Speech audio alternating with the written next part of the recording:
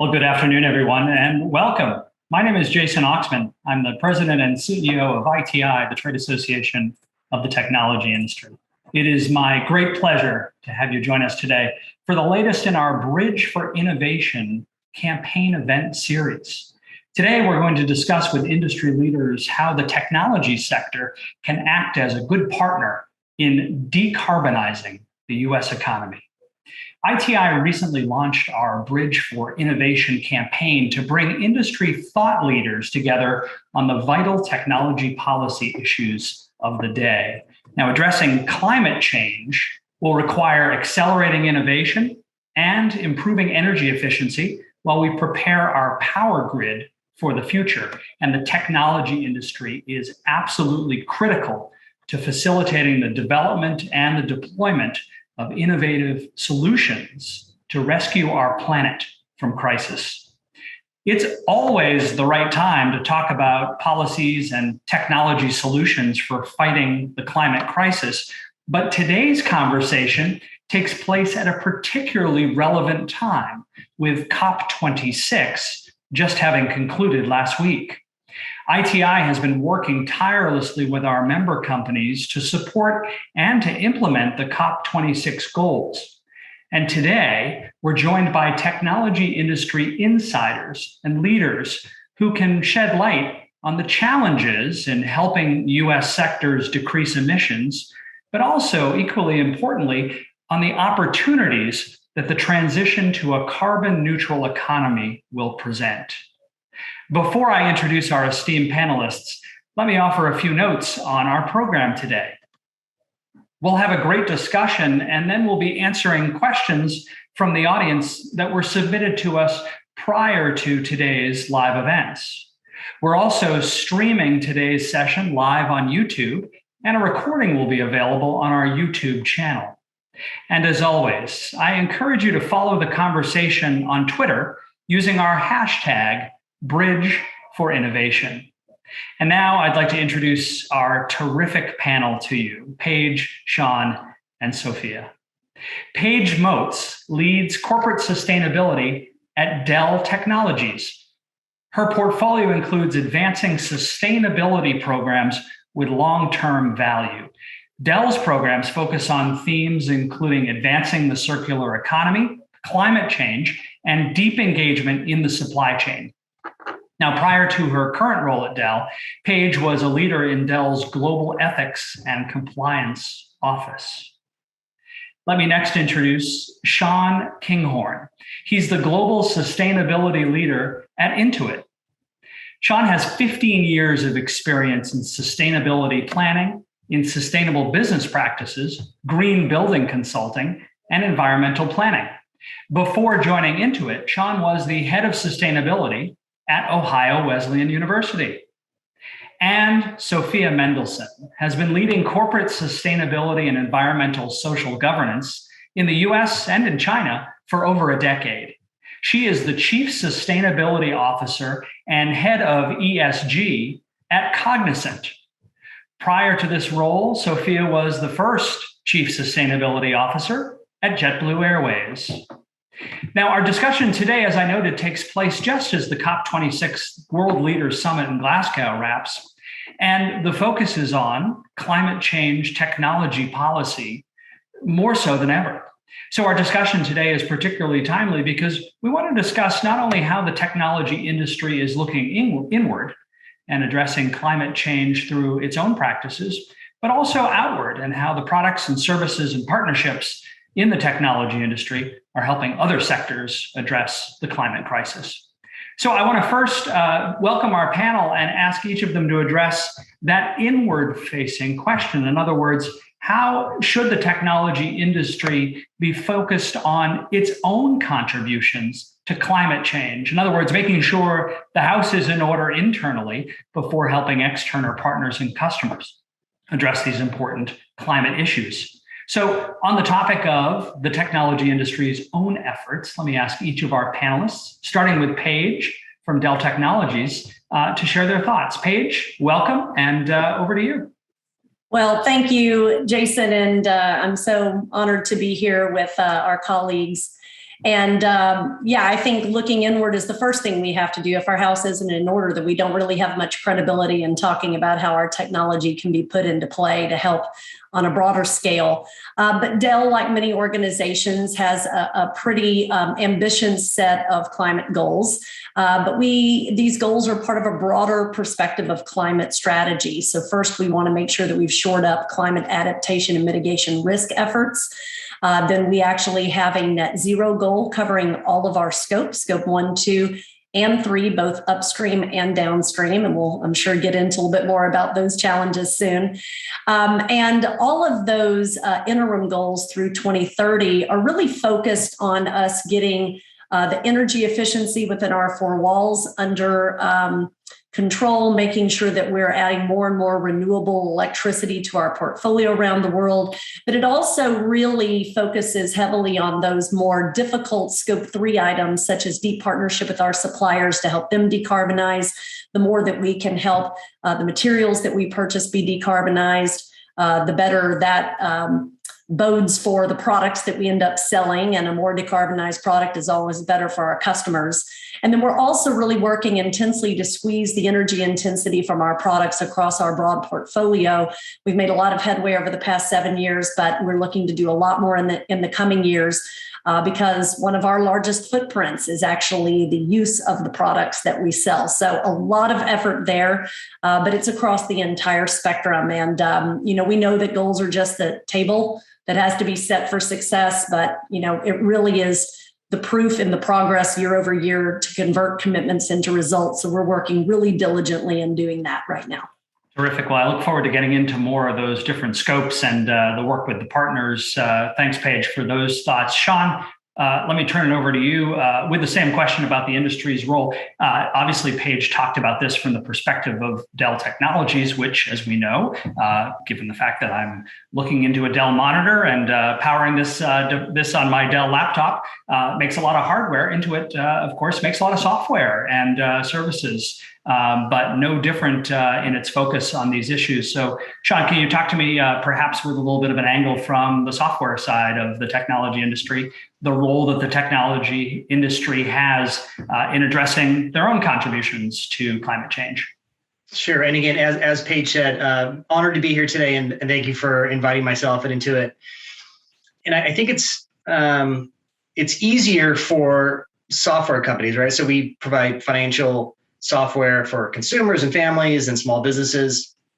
So we have a very, very small physical supply chain of the products that we actually produce. Obviously, we have suppliers that fall under the scope 3 that Paige talked about.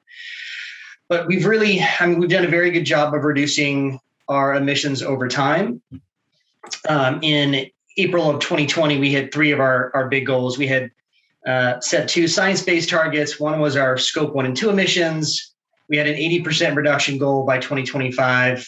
We had a 50% reduction goal of scope 1, 2, and 3 emissions. If people know on this call about the different scopes.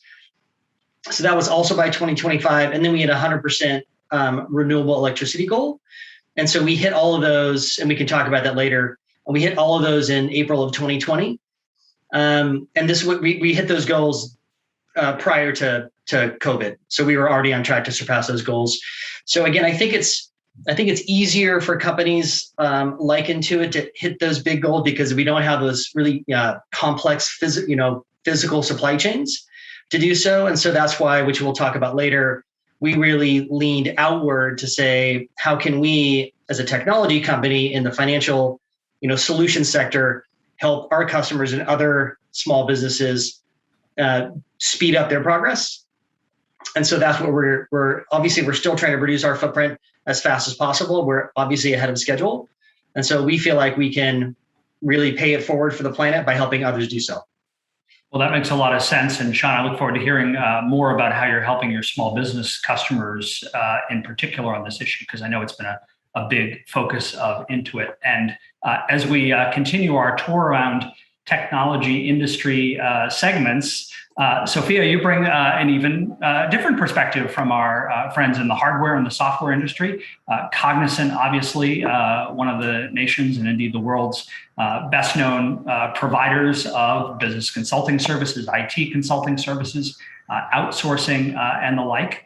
So I know your perspective is even different from Paige and Sean's, but I want to hear your perspective. And again, with our welcome to you here today on the role that the technology industry has in addressing its own climate footprint. Thank you, Jason. Thank you to everyone for wanting to hear us out today. And as different as what Sean does, or what Sean's company does, what Paige's company does, and what Cognizant does, there are a lot of similarities. As Paige mentioned, I think of our climate work in two categories: risk mitigation, physical risk mitigation, and opportunity. And opportunity is where we really want to dive into today. And a lot of our opportunity is parallel to what Paige and Sean just mentioned. It's a drive towards zero.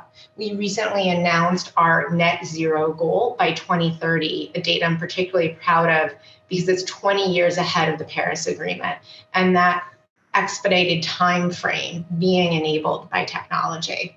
To get to net zero greenhouse gas emissions, you have to fundamentally accept and absorb as an enterprise that you're willing to tone down your use of fossil fuels, the very thing that our modern economy is based on. And that's not a small deal.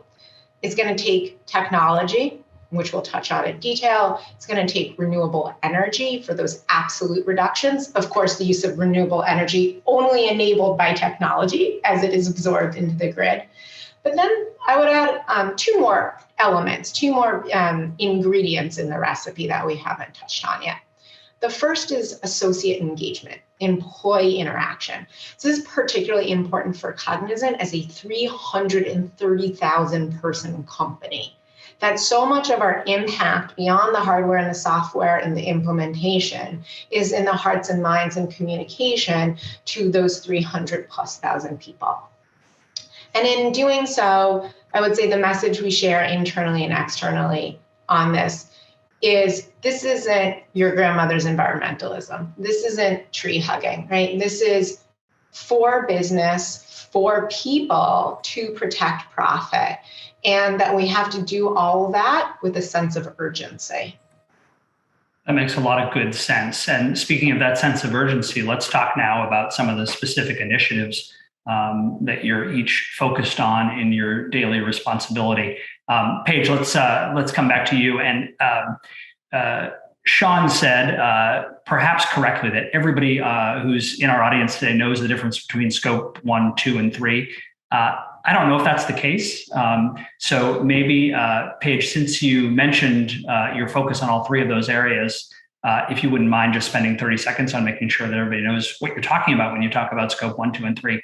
And then after you do that, I'd like to ask you to focus specifically on scope 3, because this issue of what you're doing with partners, I think is really interesting, particularly for a manufacturer. And obviously Dell Technologies faces this across your supply chain because you make a lot of stuff, but a lot of stuff that you make includes components that other people make. And it's got to be amazingly challenging to control and even know where things are coming from and what's happening in manufacturing processes at other companies. So with that long windup, let me turn it over to you to talk about those scopes. No, that's great. We really feel it's very important, especially for our particular organization, to look very deeply across all the scopes. So when we put out our plans, we want to make sure that it's well balanced across scope 1 and 2, which we have more direct control over our four walls, the manufacturing plants that we own or release, the purchase of fuel and electricity, all of those things that we kind of call minding the business, our initial business. And then scope 3, where has more of an indirect setup, right? Where the two biggest components, and there are many other categories, as many of us know, within the scope 3 space, logistics, transport, other types of things. But the two biggest within Dell's space are by far the largest for us. Well over 60% is the use of sold products, scope 3 category 11. And then separately, scope 3 category 1, which is the purchase of goods and services. And both of them for our organization is equally a complex concept, right? Because You are correctly stating that when we produce a laptop that we sell out into the world, a lot of the materials or the components or even some of the manufacturing happens outside of our direct control, right? And so we're working deeply within our supply chain, starting with direct material suppliers, then broadening out to be able to first understand what they're doing, making sure that they're reporting, we get accurate data from those organizations on their emissions, but also partnering with them on best practice activities so that they are working in a vein to start to evolve and decarbonize themselves. Because the more we get these components and materials, et cetera, from our supply chain in a dematerialized or decarbonized fashion, that actually directly affects the product carbon footprint of our products, et cetera. And then conversely, on the kind of other side of the coin, which is once we do fully produce a laptop and we sell it to any of us on this phone, you're plugging it in somewhere, you're using it. And unless that environment is 100% green electricity, that is going to always have an emissions element to it that is somewhat out of Dell's control. So part of what Dell can do is continue to show engineering prowess to squeeze as much energy intensity out of those products we make as possible. We've already done about 77% reduction over the past 7 years. But we sell everything from laptops, PCs, and displays to a couple of £1,000-pound, storage racks or servers within data centers. So we have a very large portfolio. And with that, we have to take real pains to ensure that we are thinking about energy intensity and energy smart use within our products across that entire portfolio. And finally, I think we have to think about advocacy, right? We have to think about advocating for environments, helping our customers through various business models to be able to use the products within a more green environment. And then obviously do our job as well in thinking through how we can advocate as a large global force towards that transition to a low carbon economy on the broad scale. So lots of different pieces, but scope 3 is definitely where we have to pull out all the stops because it's the largest piece of our footprint. Sean, I'll invite you also to add any definitional elements since you raised I think correctly raised the question as to whether everyone knew what we were talking about here when we talk about these different scopes. So please feel free to fill in anything you thought was necessary there. But then also let me ask you the same question that I just asked Paige, which is how you view Intuit's role specifically as a company in addressing climate change with what you do. I think Paige nailed it on the different scopes. And what I think I was meaning to allude to was that people on the call may not know what the different scopes were. So thanks for her elaborating on that. But, same thing. Again, it's much more complex for a Dell that is creating physical products. Again, we have our own suite of suppliers, but, we're focused on all three of those. Again, scope 1 and 2 is much easier to solve for. We've done renewable energy deals to get to those big reductions.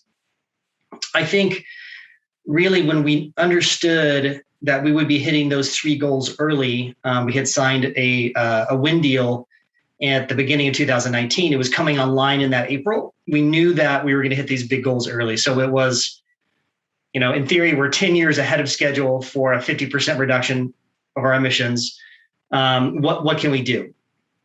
And so we kind of looked inward. What are we really good at? What's our superpower as a company, and where's that pain point in the world where people need to move faster? And I think it was that aha moment. It was the summer before I was going to be attending the New York City Climate Conference, and Intuit was going to be recognized, I think at the time, of one of 87 companies that had set a science-based target and it had been validated. And so, which sounds great on paper, but to be seen as a leader in the space because we had a goal validated didn't sit well, I think, with myself and the company, where the entire planet has to set and hit a science-based target, right? So the entire planet has to have a 50% reduction. So we thought, well, what could we do to help others move faster? Again, we're focusing on our 4 walls and our scope 3. But we realized our biggest influence and potential impact was completely outside of scope 1, 2, and 3, where we could influence our employees, the communities where we have a presence, and especially our customers. We now have over 100 million customers. And so at that time, in that at the climate conference, we announced that we were setting a quote unquote climate positive goal. And so we basically said, we are going to help others outside of scope 1, 2, and 3 reduce their greenhouse gas emissions 50 times greater than our own footprint by 2030. So basically, we're going to help 50 times over our own footprint, others outside of our company reduce their emissions. And so at COP26, as part of that strategy, we announced two things. One is that we are committing to helping 1 million small businesses cut their emissions in half by 2030. QuickBooks is one of our software solutions. So we provide accounting software for small businesses around the world. We have access to their data, and obviously we can actually help them measure their footprint intelligently and automatically, and then curate solutions for them based actually on their finances. And so with that 1 million announcement, we announced the Intuit Climate Action Marketplace. We've done interviews with dozens and dozens of small business owners, and the response is always, they care deeply about the planet. They need help understanding what their footprint is. And then once they do, they don't have the time, the resources, the expertise to go find out who are the best solution providers out there. So that marketplace we launched is meant to cover every major category of a footprint of a business, big or small. And then we've curated kind of the best of the best solution providers under each category. So once a small business owner understands what their footprint is, they can take immediate action in that marketplace. And so that's really where we have leaned, knowing that, again, being a software company, not having a huge footprint, but having tens of millions of customers, small businesses make up 90% of all businesses in the world. And no one at scale is helping small businesses fight climate change. So Intuit said, well, why not us? And so that's really our focus. The majority of our focus moving forward is helping those others that don't have the resources and the teams like Intuit and Dell and Cognizant of helping them move faster, because we have to all get to that target as fast as we can.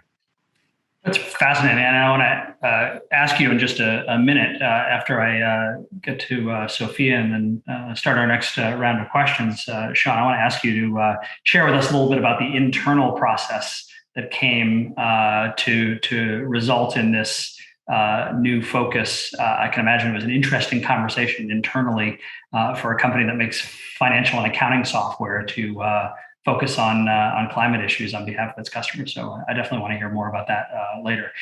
Sophia, speaking of interesting business decisions, I can imagine when you were in your role at JetBlue Airways, it was pretty easy to know how to focus your employees, your stakeholders, your customers on climate issues, because the climate implications of an airplane are pretty easy to understand.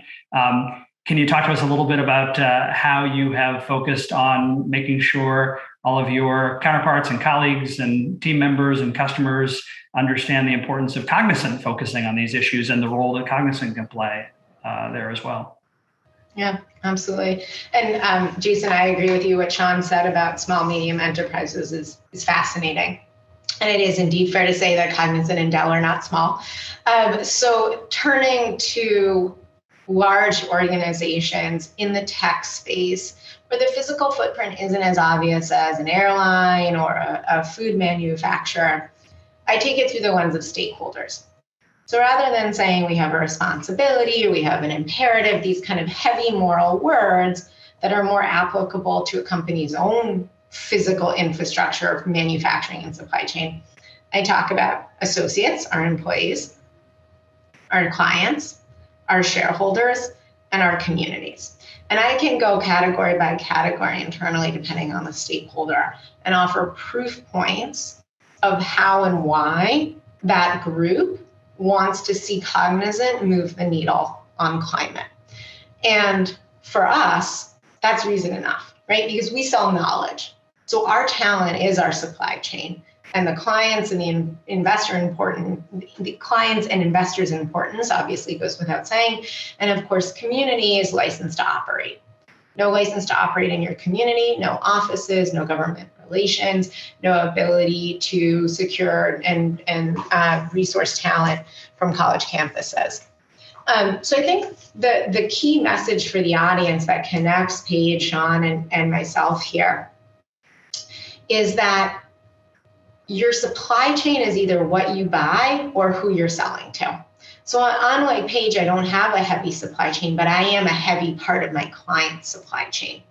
And I'm very eager to sell to Dell as a client and call up someone like Paige at any client company and say, if you work with Cognizant, no, we're working towards net zero. No, we will uphold your standards. And if you welcome us into your supply chain, you don't have to worry about us as a vendor. Take us off your list, chase and help someone else, and we can even help you with those other people.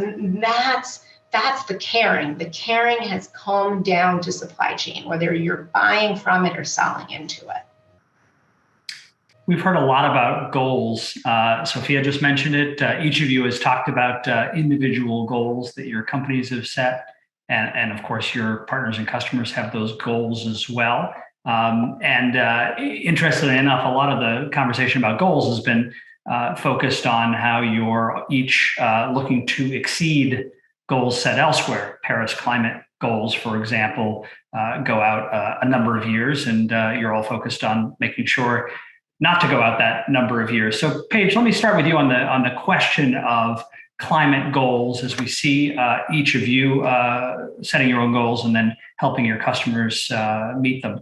So let's talk first of all, Paige, if you will, a little bit about the process that led to Dell's setting its own internal goals and publicizing those and advancing them, and how you get buy-in in the company to make that a core part of your corporate activity. And if it's been easier because of all the global attention paid to warming and other climate crises issues.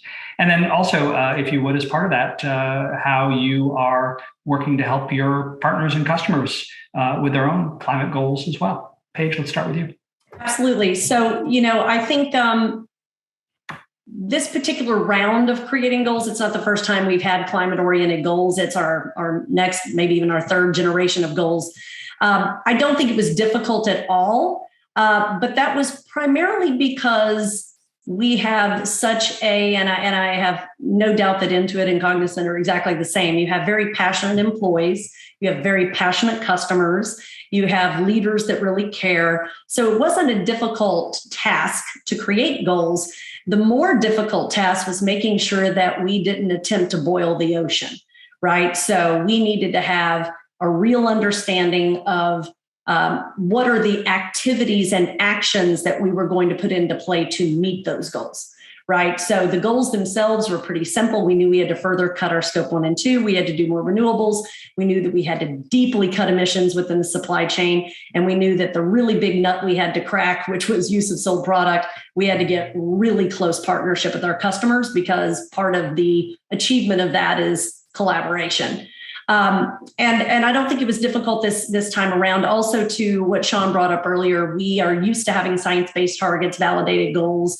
So we knew that when we came around this next time around, we already had the proper processes to ensure that all of the data and the modeling needed to prove out how we would get there had to be in place. So I'm happy that foundation was already in play. I think pivoting though to the how do we help customers and partners, that is where both some of the deepest important work in hitting our own goals is happening, but also some of the most satisfying, exciting work, right? Because to your point, each one of our customers, we actually did a deep dive analysis before we came out with our net zero goal as to how many of our customers that, at least within a certain segment, already had net zero goals or very advanced and aggressive climate goals. We looked at all of the countries and even the biggest cities in where we have customers.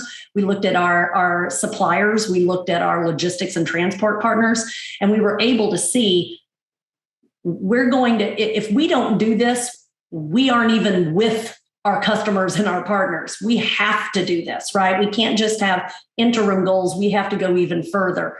So for us, understanding the who was really aggressively focused in the climate space, especially in our customers, was incredibly important to us, because we were able to then raise our hand and say, we want to engage with these customers. We want to talk not only to the traditional IT decision makers to understand how they're thinking about connective tissue between their own climate goals and IT purchases, greening of data centers, et cetera. But we want to talk to the chief sustainability officers. As Sophia mentioned, I want to talk to folks within those other companies. So do we. I speak to roughly 50 chief sustainability officers or IT decision makers fully embracing this climate world on a quarterly basis, like myself and my team. We want to engage directly with these stakeholders because we want to understand, where are they putting their efforts, their bets? Are there places for collaboration? Because we know we cannot do this alone at all. And this isn't just about Dell meeting goals. It's about accelerating and amplifying our work. 1 + 1 = 3 or more, right? When we do it together.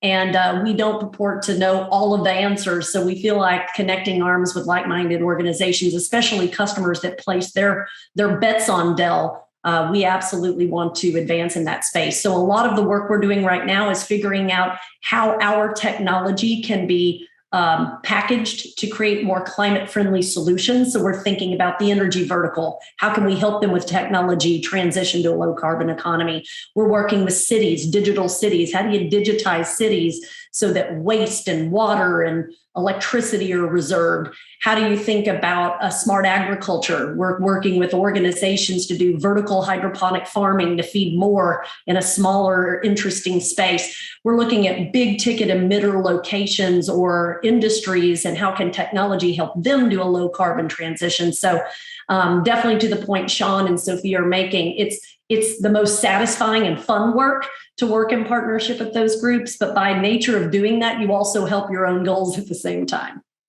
Sean, you mentioned how far ahead Intuit is in meeting the Paris climate goals. I know you had a presence in Glasgow, and I know that personally because I tried to reach a colleague of yours at the time the thing was going on, and he was in Glasgow at that time. So I know this is something that you've succeeded in getting internal attention and focus on. Can you talk to us about how those goals came to be? How hard it was for you to get that internal buy-in to make that focus. And then also, as you've alluded to, how the decision-making process then went external for helping your partners, particularly your small and medium enterprise partners, address their own climate goals.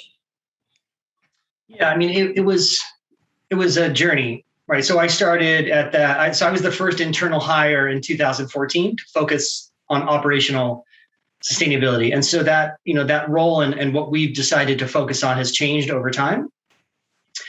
And so I think probably a lot of the folks on the call today and the companies listening in is what I found when we sat in that room the first time in 2014, and I kind of laid out the plan, setting a target, which was a science-based target, kind of before that terminology was, this is what the science says. It has to align with that. And I think it's really interesting to hear from Paige and Sophia, but since it was really new to Intuit, we think of ourselves as a highly innovative company in Silicon Valley. And so when we laid out this plan to the senior leadership, kind of the gut reaction was risk averse. Well, that seems really aggressive. What if we don't hit that target? Do we have a clear roadmap? It was an aggressive target, which we hit. It was a 2020 target. We hit it 2 years later, but it felt aggressive at the time. We did not have a roadmap. We had a loose strategy. And so I think that the message to everyone was, and what I said in that room that day, I wrote the values of our company on the whiteboard, and then the mission of the company, and then a quote from our founder. And it was about setting the ideal state and then working backwards. And I think this is true across a lot of companies is, companies pride themselves in being innovative, but when it came to sustainability, we weren't using that same terminology, right? It was, gosh, what if we don't hit that? Next year, let's try to do a little less bad. Right? You would never do that running your business. So once we kind of laid that out, this is what we're good at. We can figure it out. We set a big goal, we hit it early. We set another big goal, we hit it early. And so that led to, knowing that we're good at innovation. And if you set that really bold goal, it changes your mind frame of what is possible. And so then in 2019, and then the announcement at Glasgow when we said, hey, we're going to look completely outside the company now and help others. Again, employees, communities where we have offices, we're working in those communities to help them reduce their emissions. That doesn't count toward our scope 1, 2, and 3. We're just trying to create a helping hand. And then, of course, with the announcement of the 1 million small businesses, they don't have to be Intuit customers. We're offering help to any small business to reduce their emissions. But we had built up that confidence in the company. If we lean into setting bold goals, that ideal state, and using our processes to do that, we can do this. And so now, knowing that, other companies can move much faster than we probably did, right? It's much more of a concern. It's obviously much more of a concern than it was in 2014, although there's been concern for 30 years and people ignored it, right? I think companies, and again, it's all through collaboration. I think Paige stole all my talking points right before I spoke about collaboration, is if Intuit hits our goal 10 times greater than we even thought possible, it's not nearly enough. So everyone has to collaborate.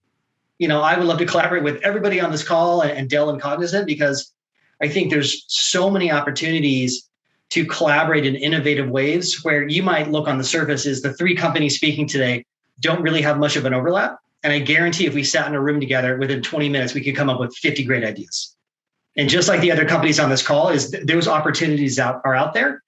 So yes, focus on cleaning up, your own emissions, but how can it be part of your business strategy? Whatever you're good at as a business, that becomes part of your business strategy, right? It's not just about reducing your own emissions. So I think everyone should try to do both. Sophia, speaking of trying to do the right thing, I mentioned when I introduced you that you have the title of not only the Chief Sustainability Officer at Cognizant, but you also have the portfolio of ESG, the head of ESG for Cognizant, which means, broadly speaking, you're in charge of making sure the company does the right thing in a variety of different areas. So I want to ask you about the goal setting process and how that came to be at Cognizant. But I also want to ask you, putting your ESG hat on, about how important it is to include doing the right thing in a company that obviously has a bottom line and needs to worry about revenue as part of everything that it does. How do you have that conversation internally in setting those goals to balance the business needs with the doing the right thing part of what we all should be focused on as well? I think the answer to your 2-part question are actually very similar. So how we set a goal and how we integrate environmental and social factors into our decision making. So the first is we establish our risk tolerance. And as the topic of sustainable outcomes and environment and society have become higher profile, of more importance to how a stock is evaluated, more importance to how a director is voted for or against, companies' risk tolerance have and should go down. Right? So Cognizant has a low risk tolerance for messing up on sustainability and ESG, which is why my job is fun, right? And that means, as Sean says, you need a roadmap. You need a board level and a C-suite level roadmap for what levers you're going to pull to get to certain targets and how you're going to publicize those targets and let your external stakeholders hold you accountable.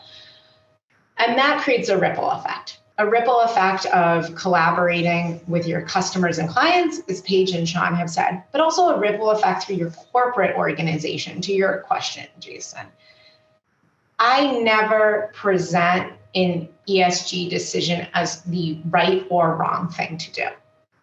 I present it in the context of the risk to our revenue.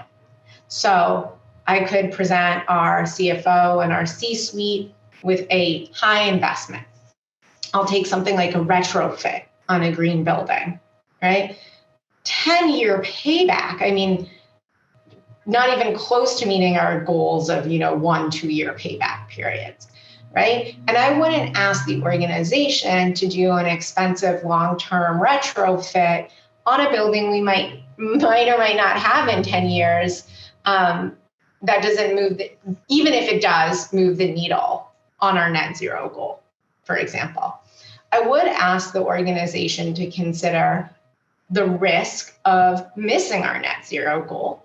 We would quickly establish that's a risk we wouldn't tolerate, and then present any investment, green building or otherwise, in meeting that goal as a business decision rather than the right thing to do. Sean, I want to mix things up and come to you because you mentioned the achievement of 100% renewable electricity 10 years early. So I don't want to leave the topic of goals without asking you for some tips for our audience about how you did this. How did Intuit achieve this goal? So again, 100% renewable electricity goal 10 years early. How did you do it? Well, we probably started like most companies. We didn't set the goal until 2016 or 17. We set the goal for 2030. When I arrived in 2014, I think we had 2 on-site solar projects. Of course, we always focus on efficiency first, right? That is the absolute smartest thing to do, because then when you do go to renewables, your investment in renewables is smaller, right? Because you've reduced your consumption piece. So we started with efficiency and on-site. And then once we realized we're never going to get to the goals we want to get to, we started looking at off-site deals. We did 2 physical power purchase agreements directly linked to 2 of our campuses. We lease probably 98% of our buildings around the globe. We try to control the utility bills, so we actually can transact to do those. For instance, those PPAs. And it's always about quality over quantity. So the 2 campuses I was able to negotiate renewable energy deals for were our largest footprint across the globe, right? Our Mountain View campus, which is our global headquarters. We have a campus in Texas, which although the employee base wasn't large, it was in one of the dirtiest grids, right? And so we just did this whole matrix of what would get us moving the fastest. And then the project that went live in April of 2020, we partnered with several other companies on an aggregation, so on a virtual power purchase agreement, and with several other companies to then have that project built on our behalf. And so we get the RECs flowing from that. So that's how we hit that 100% renewable electricity goal. And just like this conversation today, it was all about partnership. Our offtake on that project, it was a 420 megawatt project. We took 10 megawatts, which was the smallest amount we were allowed to take. And that's more than we needed, right? Because no one was going to go out and build Intuit 1.5 wind turbines. That's probably not economical for a wind developer. So it was all about partnership and collaboration. And so again, what we're thinking moving forward is for small businesses, no one's going to build a project for small business unless it's with a green tariff with their local utility, or maybe it's community choice. So we're now looking even beyond that. Are there ways to collaborate on new renewable energy projects we could then pass along to small businesses to help them move the needle faster? But to your point, it was started with efficiency, moved to on-site solar, moved to PPAs, and then went to an aggregation with other companies, because the other locations where we had offices, we couldn't even do a physical a PPA. So it was, what can we do now? What's the next step? And then the biggest chunk left was unattainable without a VPPA. Makes good sense. And Paige, on a related note, particularly for small businesses that may not have a huge footprint, one thing that Dell has been very focused on, and you've been actually writing about this recently, I just read a blog post that you wrote about this, is partnering with municipalities and cities that obviously have a huge role to play in controlling energy and environmental issues within their borders. And one of the things that you wrote a lot about is that cities obviously have goals related to climate change, and business can be an important partner there. Can you talk to me a little bit about what Dell is doing to partner with municipalities, particularly on these issues related to energy and land use and waste and water and transportation, all of the climate issues that may not necessarily on their face have a technology nexus to them, but they all, if you think about it a little deeper, can benefit from collaboration with the technology industry. Can you share your thoughts there with us? Absolutely. And it's interesting timing because just last night I was on the phone with a middle school class that is in the middle of a project creating a city of the future.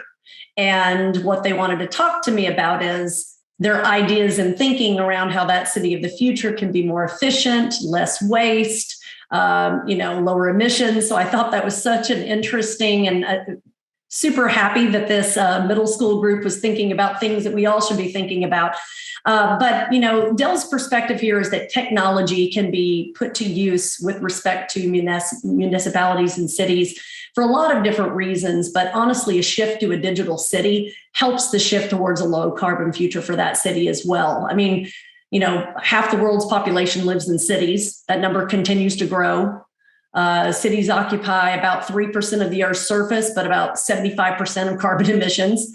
And global megacities are just continuing to get bigger. So, cities is where some of this climate problem lies. And so the more you can leverage technology to enable digitization or technology-enabled solutions for cities, you can apply that technology to things like IoT technology or edge computing, machine learning, deep analytics, big data, to be able to understand where the issues are, be able to model for change, be able to even automate and build in that change. And it can have a real effect. Just some examples are better building management, better traffic management. Obviously, the goal is to reduce traffic entirely, but traffic management can actually have a real effect in lowering greenhouse gas emissions. A lot of data and data modeling so that they can understand how to better enable new solutions.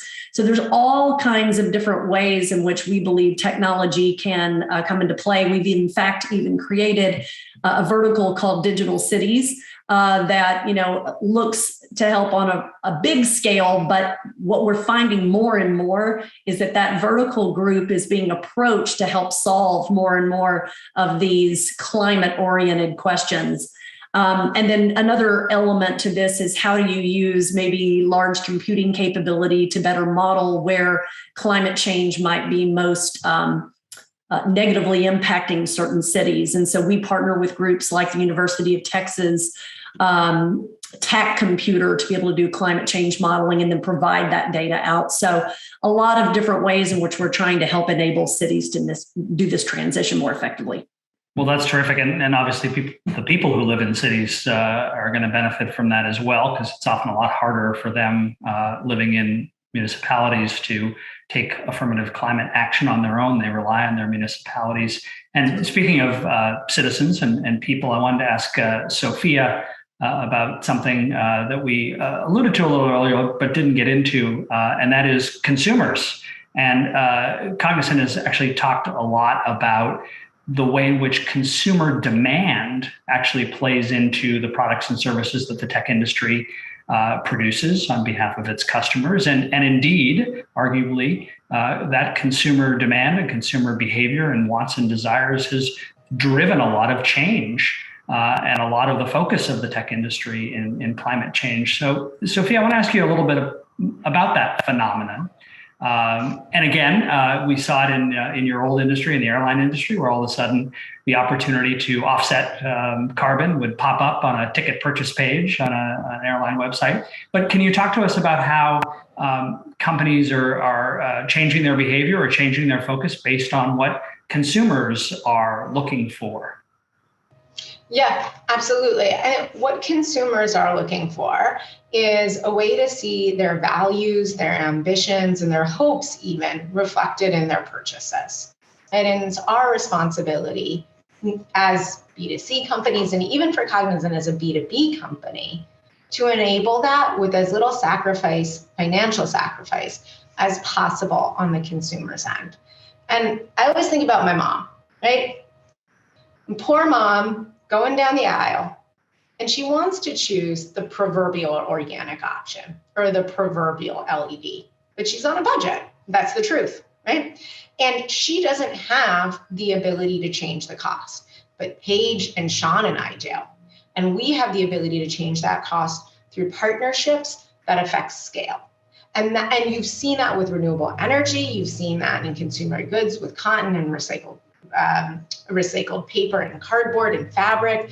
And now you can see that in tech too, that the things that enable the energy transition to be approachable, affordable, and therefore likable to the consumer on a budget are going to be driven by folks like this on this call, having conversations with folks who are in the virtual audience today, and using this scale of our own companies, if you're like Dell, or Sean's reach with small, medium enterprises to create efficiencies of economy. And Sean, I'm going to circle back to you because I promised we'd come back to this question, and we only have a few minutes left. So I'm going to ask you to address this, and then I'm going to go to all our panelists on policy recommendations for us to close our time together. But Sean, we talked earlier about the work that you've done to empower the small and medium businesses through a software platform to help address climate change. And I wanted to ask you how much of that decision-making process was driven by demand from your customers, or how much was initiated by Intuit itself in wanting to provide that product. And a related note, since we're talking about consumers, obviously you have a lot of consumer customers as well. You have a little tax business that some of us are familiar with. You also have great products like Mint that are out there helping consumers manage their finances. Do you think at some point in the future we'll see consumer demand for software products to help them with those climate questions as well? Yeah, thank you. And I'll try to keep it short because that's a loaded question with lots of different angles to tackle. But it's proven out that you can use financial data to do carbon accounting. So we knew that's possible. So we're in a very early stage of testing with that. Again, we have TurboTax, Mint, we have Credit Karma, we now have MailChimp. We have all these different things that are focused on either consumers or small business. And how can you surface not just the measurement piece, the accounting piece, but actually solutions? Again, when we talk to, as an example, small business owners, the thought of them having to calculate their footprint manually is just a massive burden. And I can tell you, not a single one that we talked to, I believe, knew or cared what a scope 1, 2, or 3 emission was. They wanted to know, what is my footprint? What does it mean to my bottom line? How can you help me surface solutions to save me money, reduce my footprint, and then even more so attract new customers to me? That's what they wanted. So we're thinking about how can we automate that process for them to take that pain point away. I think it's actually even more important to then bring intelligent solutions based on their data to surface solutions that can save them money, again, help them do the right thing for the planet. And then how do you shine a light on that small business owner that has taken climate action and draw new customers to them? So that really came out of a curiosity from within our team at Intuit was, can this be done? And then going out and speaking to, again, hundreds of either small business owners or consumers within our own products. And there was a demand for that. So it was just really based out of curiosity. And so we think, again, although we're starting in the small business space, that same data is available for, again, Mint and TurboTax. I think that the dream or the ideal state we talk about is, if I was a small business using accounting software, you can understand that. If you're also a user of TurboTax, so you might, in QuickBooks, you could see where the financial savings from your operations could be in reducing your footprint. And if you could tie that to tax software saying, oh, and by the way, you could get a tax credit here and a rebate here and reduce your tax liability, and having those different, that ecosystem of products talking to each other to show all the opportunity to decarbonize. I think that's probably where the kind of that dream state is for us. Very interesting. Well, I promised we'd end with a policy recommendation question. So I'll ask each of you. Paige, I'll start with you in the time we have remaining. COP26 just wrapped. What's the one thing maybe that you're most excited about coming out of COP26? And what's your top recommendation to policymakers on how we can make all of this great work successful? Probably my top excitement is that we stuck with 1.5. I think there was a lot of worry that was not going to stay the same. And I think, all of us that are already focused and marching in that direction, to know that didn't deviate was really helpful.